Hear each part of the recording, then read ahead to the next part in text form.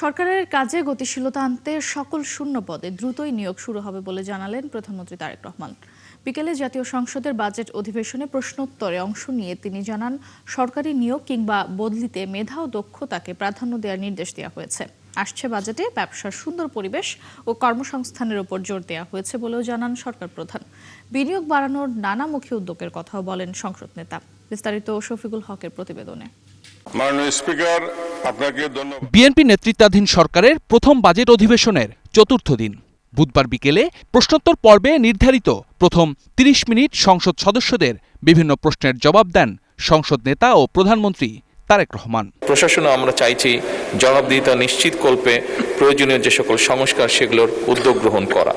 সরকারি কর্মকর্তা কর্মচারীদের দক্ষতা, স্বচ্ছতা ও জবাবদিহিতা নিশ্চিতের তাগিদ দেন তিনি। সরকারি শূন্য পদে নিয়োগের বিষয়ে তার অবস্থানও জানান সরকার প্রধান। ভোগান্তি ভুলে চলে আসুন রিগালে। ওয়ারেন্টি সহ স্টাইলিশ কালেকশন নিয়ে রেডি রিগাল ফার্নিচার। সরকারের বিভিন্ন জায়গায় বিভিন্ন পদ খালি আছে, যেগুলো সরকারকে আরো গতিশীল করার জন্য, একইভাবে দেশের মানুষকে আরো সহজে সুবিধাজনকভাবে সেবা পৌঁছে দেওয়ার জন্য কতগুলো নিয়োগ গুরুত্বপূর্ণ। সরকার অত্যন্ত গুরুত্বের সাথে এই বিষয়টি পর্যালোচনা করছে এবং যত দ্রুত সম্ভব আমরা এই পোস্টগুলোতে, এই পদগুলোতে নিয়োগ প্রক্রিয়া শুরু করব ইনশাআল্লাহ। বর্তমান সরকার দেশের সম উন্নয়নে বিশ্বাস করে ও গঠনমূলক সমালোচনা গ্রহণ করে এবং সেভাবে পদক্ষেপ নেয়ার বিষয়ে সংসদ সদস্যদের আশ্বস্ত করেন প্রধানমন্ত্রী। বর্তমান সরকার দেশের সম উন্নয়নে বিশ্বাস করে এবং আমরা সরকার দলীয় সংসদ সদস্যরা যেভাবে এলাকার উন্নয়ন করবেন, ঠিক একইভাবে সরকারের সম্পূর্ণ সহযোগিতা থাকবে। বিরোধী দলীয় সদস্যবৃন্দ যারা আছে তাদের এলাকাও আমরা সমানভাবে কাজ করার চেষ্টা করব। এই সরকারটি জনগণের কাছে জবাবদিহিমূলক একটি সরকার, কাজেই যদি গঠনমূলক কোনো সমালোচনা থাকে অবশ্যই সেটি আমরা গ্রহণ করব এবং সেভাবে আমরা পদক্ষেপ গ্রহণ করব।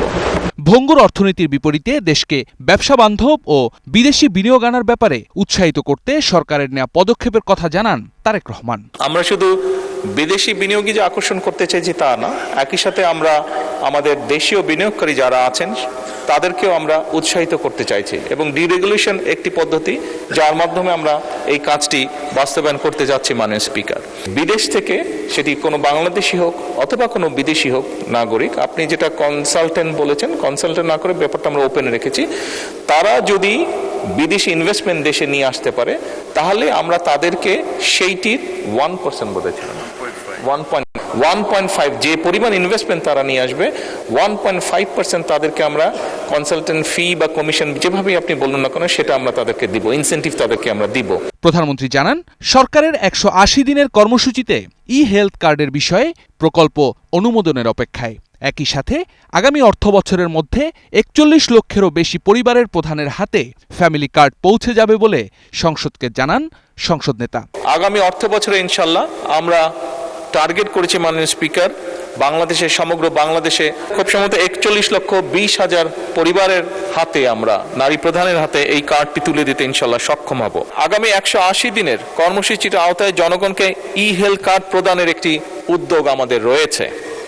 এই বিষয়কে একটি প্রকল্প অনুমোদনের অপেক্ষায় রয়েছে। মাদকের ছোবল থেকে পরবর্তী প্রজন্মকে ফেরাতে খেলাধুলার গুরুত্ব আবারও সামনে আনেন সরকার প্রধান তারেক রহমান। আমরা যদি আমাদের সন্তানদের জন্য খেলার মাঠ তৈরি করতে পারি, তাদেরকে খেলার ব্যবস্থা তৈরি করতে পারি, অনেকাংশেই এই অভিশাপ থেকে আমরা বের করে আনতে সক্ষম হব আমাদের পরবর্তী প্রজন্মকে। শফিকুল হক, ৭১, ঢাকা। আপনাকে ধন্যবাদ।